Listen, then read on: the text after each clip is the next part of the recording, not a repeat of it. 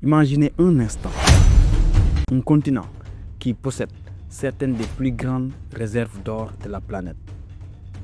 Chaque année, des centaines de tonnes d'or quittent l'Afrique. Mais une question dérangeante demeure.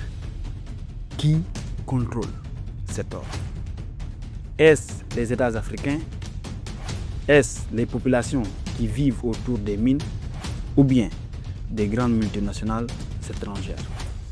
Car derrière les lingots qui brillent dans les banques occidentales se cache une réalité moins brillante pour l'Afrique.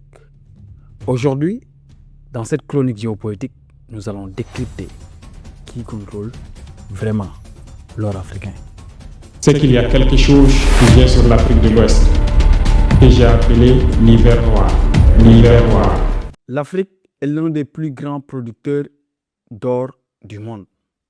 Selon les données de la World Gold Council, le continent produit plus de 1000 tonnes d'or par an. Cela représente environ 25% de la production mondiale. Parmi les plus grands producteurs africains, on retrouve le Ghana, avec 130 tonnes par an, le Mali, avec 72 tonnes, le Burkina Faso, 70 tonnes, l'Afrique du Sud, environ 95 tonnes, et le Soudan, plus de 60 tonnes par an. Pendant longtemps, l'Afrique du Sud dominait le marché mondial. Dans les années 1970, plus de 70% de l'or mondial venait de ce pays. Mais aujourd'hui, la production s'est déplacée vers l'Afrique de l'Ouest. On parle même d'un nouveau gold belt africain qui traverse le Ghana, le Mali, le Burkina Faso et la Guinée.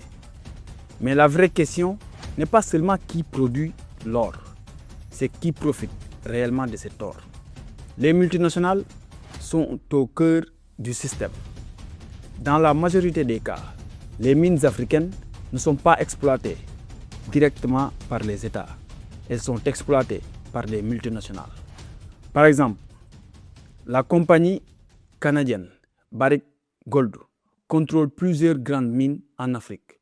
Au Mali, elle exploite la gigantesque mine Lolo Gunkorto. Cette mine produit plus de 680 000 onces d'or par an. Autre acteur majeur, Anglo Gold Ashanti. Cette entreprise possède des mines au Ghana, en Tanzanie et en Guinée. Il y a aussi le géant américain Newmont Corporation. Au Ghana, Newmont exploite Ahafo, l'une des plus grandes mines d'or d'Afrique. Elle produit annuellement plus de 850 onces d'or. Ces multinationales investissent des milliards. Mais en échange, elles obtiennent des contrats fiscaux avantageux, des exemptions d'impôts et des royalties faibles. Dans certains pays, les royalties minières sont inférieures à 5%. Autrement dit, pour 100 $ d'or extrait, l'État ne gagne que 5 $. Une autre réalité souvent ignorée est la fuite des richesses. Car l'or africain est rarement raffiné en Afrique. Il est exporté brut et il est raffiné ailleurs. Les principaux centres de raffinage sont la Suisse, les Émirats arabes unis et les Royaumes-Unis. La Suisse est particulièrement centrale. Selon la Swiss Federal Customs Administration, le pays raffine plus de 70% de l'or mondial. Chaque année, des centaines de tonnes d'or africains arrivent dans les raffineries suisses. Là-bas, l'or est transformé en lingots standardisés. Ces lingots sont ensuite vendus aux grandes banques internationales. Le résultat est que l'Afrique exporte une matière brute et la valeur ajoutée se crée ailleurs. Mais il existe un autre problème encore plus grave, la contrebande. Selon l'Office des Nations Unies sur la drogue et les crimes, des dizaines de tonnes d'or africains sont exportées illégalement chaque année. Prenons l'exemple du Ghana. En 2022, le Ghana a déclaré environ 117 tonnes d'or exportées officiellement. Mais les importations d'or ghanéen déclarées par les Émirats arabes unis étaient beaucoup plus élevées. Certaines études parlent même d'un écart de plus de 30 tonnes. Au Soudan, les autorités estiment que plus de 50% de leurs produits quittent le pays illégalement. La contrebanque prive les États africains de milliards de recettes fiscales, des investissements publics et des infrastructures. Depuis quelques années, plusieurs pays africains tentent de reprendre le contrôle. Au Mali, par exemple, le gouvernement a adopté un nouveau code minier en 2023. L'objectif est d'augmenter la part de l'État dans les projets miniers. Au Burkina Faso, les autorités ont lancé un projet de raffinerie nationale d'or.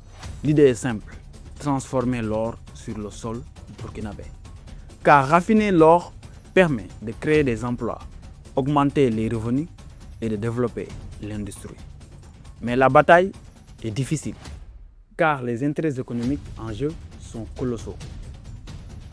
En somme, l'Afrique possède l'or, mais pendant longtemps, le système mondial a été organisé pour que la richesse quitte le continent. Multinationales, circuits financiers, raffineries internationales. Tout un système s'est construit autour de l'or africain. La vraie question aujourd'hui n'est pas seulement combien d'or produit l'Afrique, mais plutôt combien de richesses l'Afrique parvient réellement à garder.